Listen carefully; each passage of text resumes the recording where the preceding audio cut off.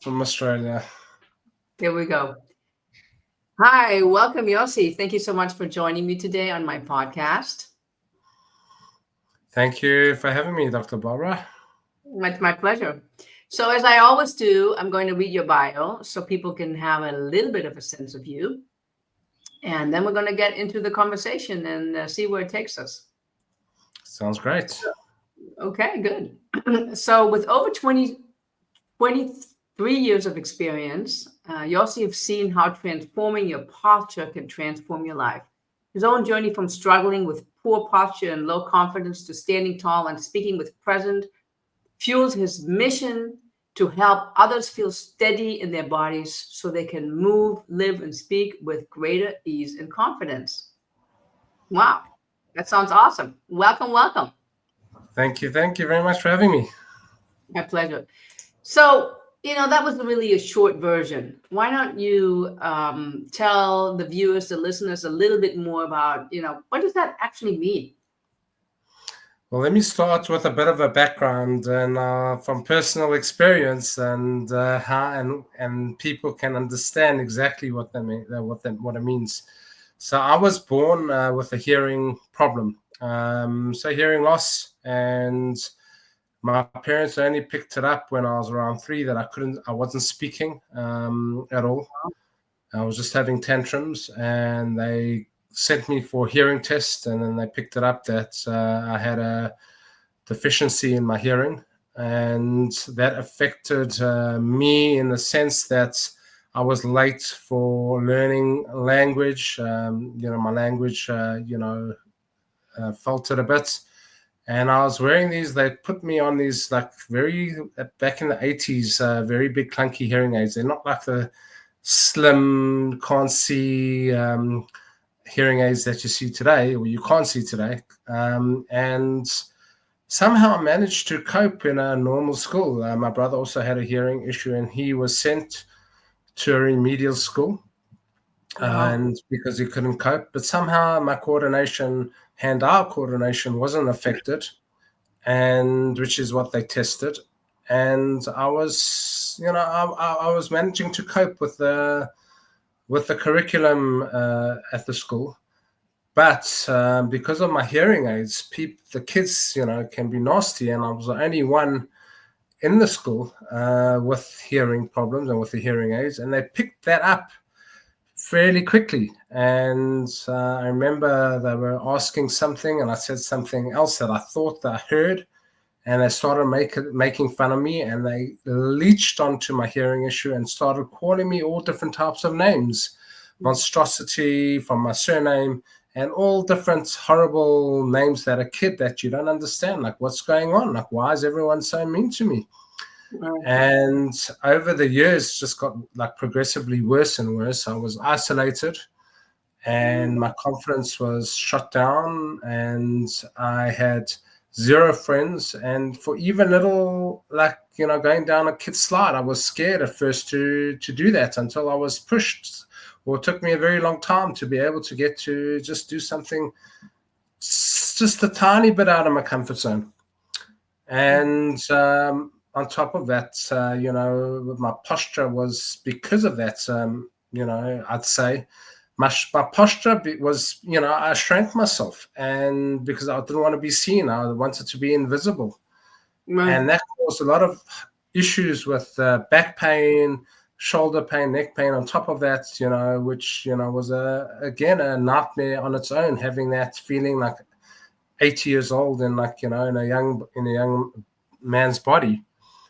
And over the years, I just somehow survived. I didn't want to be in this world anymore. And I often thought about, committing suicide. And the pain was very, very great to bear. And I had I had nothing in me, but I didn't realize, it was a character, building at the time, but I just I was miserable. The bottom line, people were saying, why don't you ever smile? Because I don't know how to smile. I never smiled. I couldn't smile. I don't know what smiling felt like. Nothing to smile about. Nothing to smile about. I don't know what happiness could look like. And until I came, across the stability ball that you see that I am bouncing on at the moment, and little by little, it improved my posture, and my back pain disappeared. And because my posture improved, my confidence started improving. I was able to open my chest, align, receive. I started embodying that confidence within me.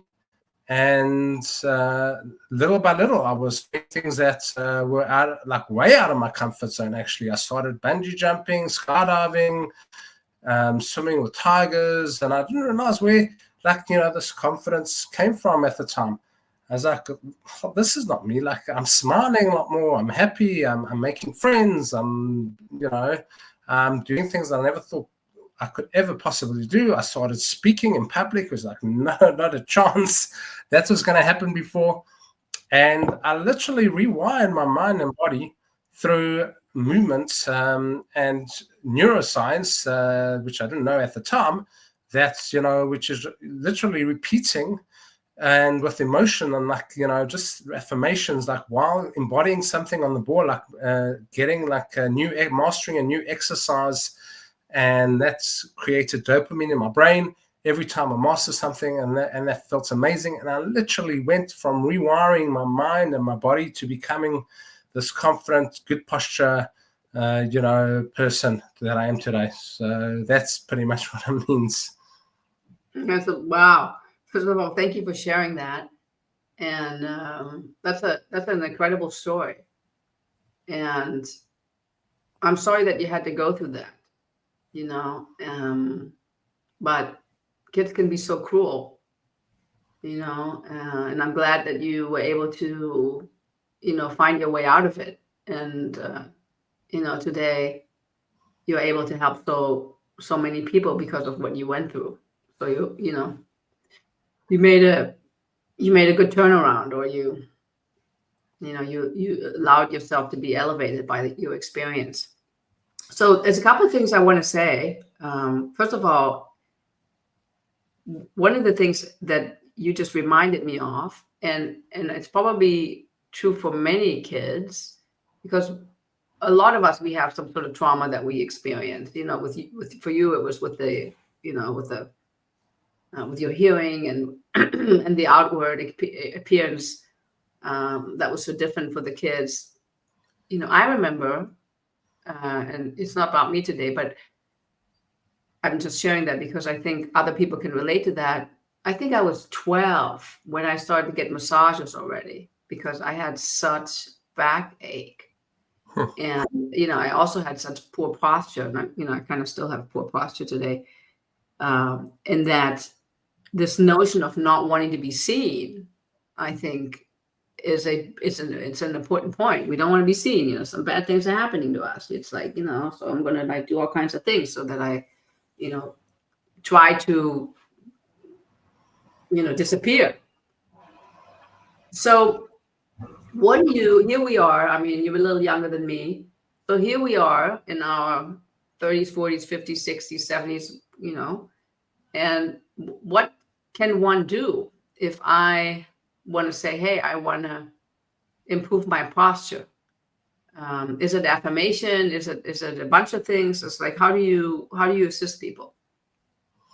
Yes, that's a good question. I mean, posture is very important, and one doesn't just improve it by, reminding themselves by just affirmations, like pulling your shoulder blades back, and I have good posture. Mm-hmm. It doesn't really work. You need that emotion, and it needs to embody it in something physical, like your mind and body. Because if it's just mindset, normally, like it really, has that extra to take you. Your body needs to feel it as well. Your body needs to take it. So how it works is getting them on the ball and improving their the physical structure. That's the first thing, because like for me to slouch, it's very uncomfortable now because my core has been built up for over 23 years, very strong. So that it's very difficult for me to slouch and to have bad posture. It's actually uncomfortable. So when you have that, when you sort your physiology out and get your body structured and aligned, that is a huge way of just having better posture in the first place. Then with the affirmations come with the good dopamine, as I said, hits your brain when you're able to master, because a lot of these things are getting out of your comfort zone on, physically, and doing things that you never thought you could, or you never think you can do something, like whether it's simple balancing on the ball, kneeling, sitting, balancing, and you're like, wow, I actually can do that. And not only is your muscle, your core muscles and proprioception awareness strengthening, but also in your brain, the dopamine you're getting, it's that affirmation in itself, like, wow, I can do this. This is amazing. I actually have good posture. I am confident. And it's like, it's just your mind follows your body where the body leads. And it's very important to, enmesh the two and not just separate one from the other. So that makes sense to me.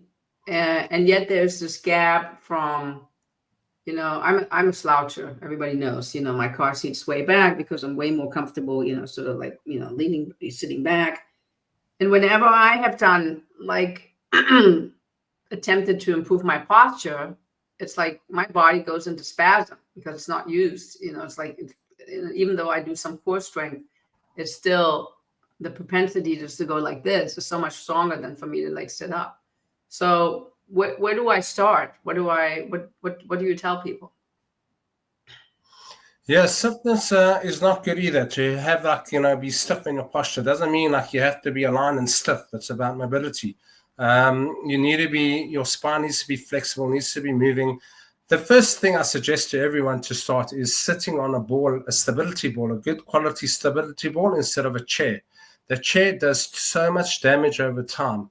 Number one, it weakens the spine because your chair is supporting your back, and your back's not working. So gravity is going to naturally take it down anyway, especially when you're in front of a computer and your head's going to go forward, which is forward head posture.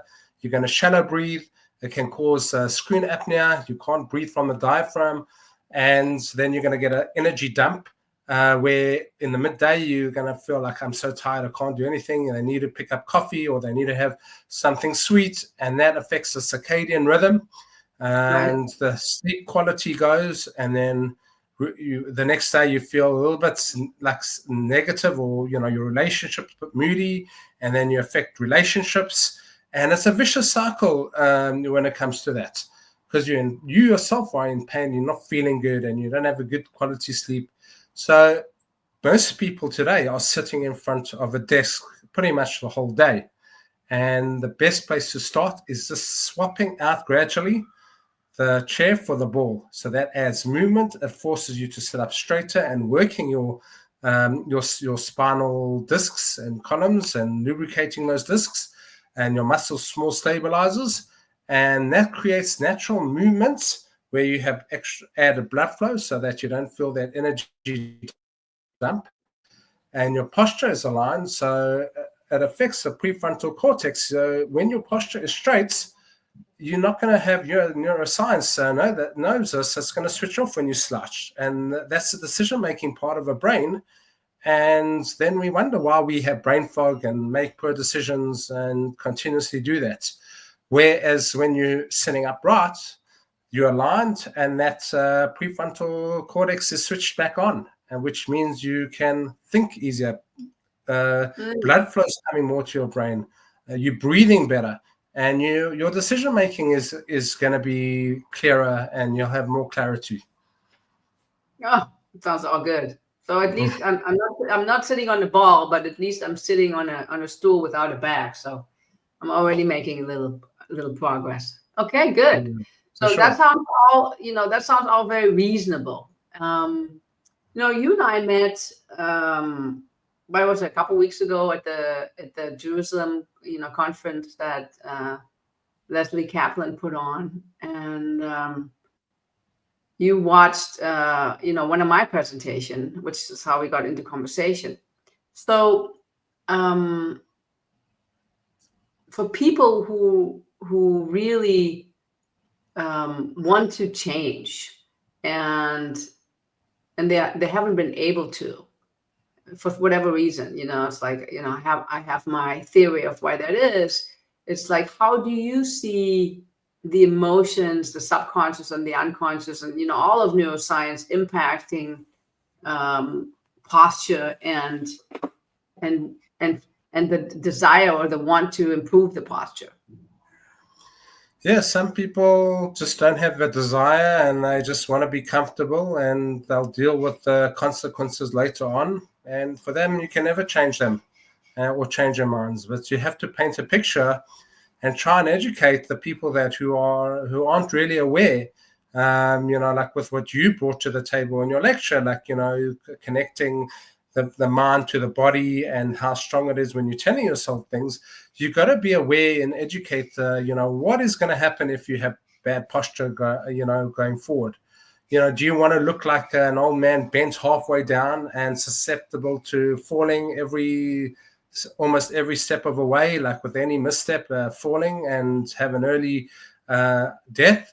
Or do you want to hold yourself better upright and being able to have better balance and better productivity and longevity? So we have to paint the picture of why posture is so important for not just physical, which we've said, but also for mental and for getting promoted or getting that date or getting whatever else you want, to have that presence about you and that impact where, wow, I want to be able to present and impact thousands of people on stage, or I want to get that promotion. But how does that start? If you have poor posture, your body speaks before you even do. So when you have to paint the vision of people who are not really aware that what it is that they can have and are missing out at the moment by not having good posture. Okay, so I'm painting a picture. I'm making the connection and I'm creating awareness, right? And this awareness opens up something in me, and I'm like, oh, I want that. I want that date. I want that. I want to get that promotion, or I want to have more clarity. And maybe I'm a bad sleeper, and I want to sleep better. So, and then there's things that you tell me that I can do, and then it comes to human. We all know that we know what to do, and it's very difficult for us to actually do it, even though rationally it makes perfect sense. And then I think it's when we get into the deeper layers of neuroscience, and we talk about the limbic system, and we talk about the fight, flight, or freeze, or fawn, and our need to please or to survive or to run away because something so deeply inside of us got triggered. And then we need to find a way to deal with it. And one of the things I was sharing with you is when I was trained as a kinesiologist in something called neuroemotional technique, we had, it may have been even me, because I'm such a sloucher. And so the guy was working with me and looking to see what are the underlying emotional triggers that has me stay in that position. And I don't remember what it was, probably something related to either fear or low self-esteem. And after, I was complete with the work that he did with me, which took about 10 or 15 minutes, and we connected it back to some incident of when I had, decided, let's just say for the sake of this conversation, that, I was unworthy and therefore I needed to slouch.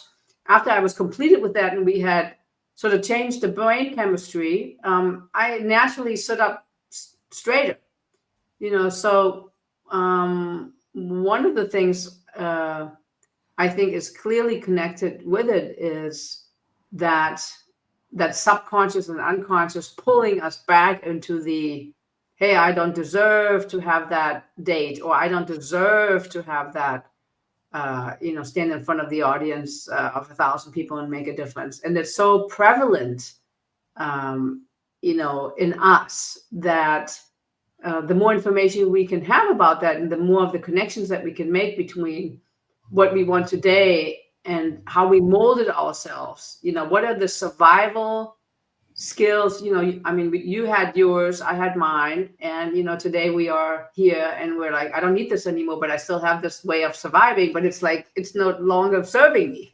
because I'm an adult. And so the more information we can get, the more of the connection that we can make between the why is it the way it is and why do I want to keep it that way, or what makes it so difficult for me to change it, I think the easier it becomes for people to actually let go and have maybe even quicker results with the work that you're doing.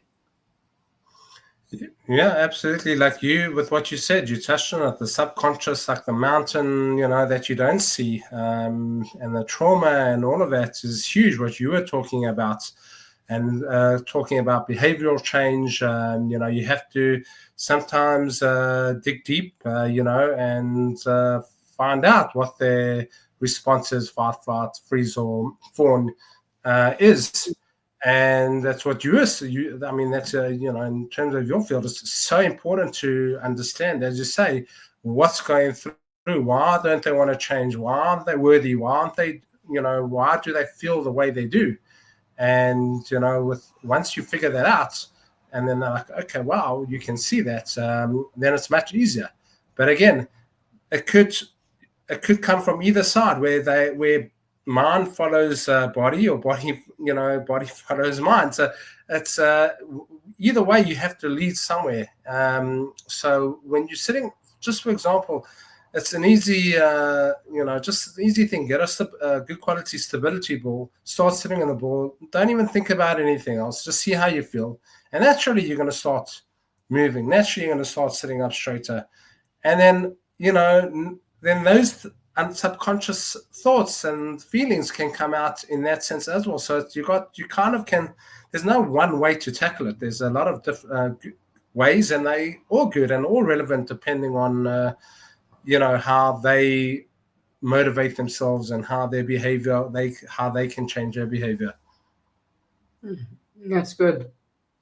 So it's not necessarily one way, but it's according to who I am and what works for me. So, maybe I start, bouncing on the ball, and maybe I, afterwards I journal for a couple of minutes just to sort of get into the deeper notion of what is going on when I'm sitting on the, what am I sitting on the ball, or, yeah, I mean, that's sort of like what I'm thinking about of, how I would tackle it. Is there I actually used to have a ball like that. Is there some recommendations that you have for what kind of balls people should get? Yeah, I recommend the Gymnic Plus. Amazon, anyone can order on Amazon. I can send the link. But that's a program. It's also hard to inflate it properly for your heart, and it's a program on how to sit on it. You can't just get a ball, sit on it. It could, it could be the right quality ball and not properly inflated, or it could be the wrong quality ball and then you're going to get more problems. So it's got to be the right quality ball, inflated correctly according to your heart, and be comfortable enough to have that give, but not too firm, but have a bit of a give, and that movement is what you're looking for. The slight bouncing, like you can see, it's getting the blood flow going, is vital for exercise and keeping the blood flow going. So it's important to have the right quality ball and the right way of inflating, and also then progression of how long to sit on it. You can't just sit on the ball all day, every day to begin with. That's your body's going to be too tired. You start off gradually. You start off a few minutes, per hour. Just keep swapping it out, and then gradually move, get longer and longer, and then you start adding different stretches and opening up your chest and doing different things on the ball that challenges your mind, your nervous system, which is so important, and just keeps you active throughout the day. Do you take your ball with you? I take it to many places, especially when I'm speaking. I have to take it with me, but I don't have a chair in my office. I only sit on. The chairs, when I do sit on a chair, I feel very uncomfortable. My body wants to move, and it doesn't feel natural just sitting still, because body, and mind is meant for movement. There is a place and time for stillness, of course, but that's conscious stillness, not stiffness. There's a big difference. You don't want to be stiff in your posture. You don't want to be stiff in your thinking. You want to be fluid, and if you decide to be still, which you can, that's your choice. And you can, with breathing and meditation, but you can do all of that, and encourages, and the ball encourages all of that at certain points in time, depending on how you feel. Good, excellent. Okay, so I think I want to talk a little bit about what we have teamed up to do, and so that the listeners can be aware of it and know about it, and sign up for it. So Yossi and I have decided to team up to do a webinar where we're actually going to talk more and deeper about the neuroscience of posture and the emotional components of it, of why why it's so difficult for you to actually change your posture, and the notions of where does this come from, and make the connections and actually change the biochemistry using the neuroemotional coaching that I do. Yossi is going to talk about, is going to give us tips. It's going to, talk about the neuroscience of posture. So you sort of get the best of both worlds, understanding and the reasoning and the emotional connections to why and how. And then with me, you're going to have the opportunity to actually, clear out the cobwebs and look at what is holding you back, so that you can change the posture, maybe more significantly or faster, and in a lasting way, and so that it actually stays. So we're going to do this as a webinar. Anybody can come. The information about that will be in the show notes. And we're really excited about it because, I told you I have bad posture, so there's something for me to learn. And I've never really focused on it, seriously. And I'm all inspired because it's like I'm a poor sleeper. I do exactly that. I have my coffee, have my sugar so that I wake up, So there's lots of benefits for me personally. And I think for you, Yossi, you have an opportunity, if you've never done, neuroemotional coaching, to look deeper at, is there something else in terms of my experience that I grew up with that I'm still holding on to, that's holding me back? Maybe not with your posture, because you've sort of tackled that, but maybe there are other ways that you didn't even know. So the beauty about this is always like, oh, I didn't know that, I didn't know that, I didn't know that, I didn't know. Ah, wow. Okay, so this is how it's impacting me. It's really had a profound impact of holding me back, and I didn't know why. So we're going to do some live demonstrations. We're going to give you lots of tips, and neuroemotional coaching is going to be focused on posture and the neuroscience of posture. So anything you want to add to that, Yossi? Yeah, I think it's, what's unknown and you don't know about it needs to come into the subconscious, and it needs to come into awareness. And we all have those blind spots. We all are vulnerable to that. And I think it's equally important to have both understandings as more of a fuller package, and being able to, understand why, and then also knowing what to do about it is, both are so important. And I'm looking forward to helping you with Dr. Barbara Schwark and myself, and also me personally as well, to maybe there is something that's holding me back somehow with trauma that I haven't really dealt with in a certain way. And I'm looking forward to, seeing how that can help live, and helping you guys as well, which I'm very excited about. Awesome. Yes, it's super exciting because it's not usually something that I focus on.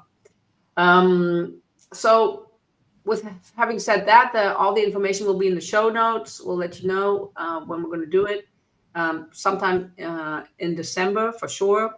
And something I wanted to say that I can't remember now.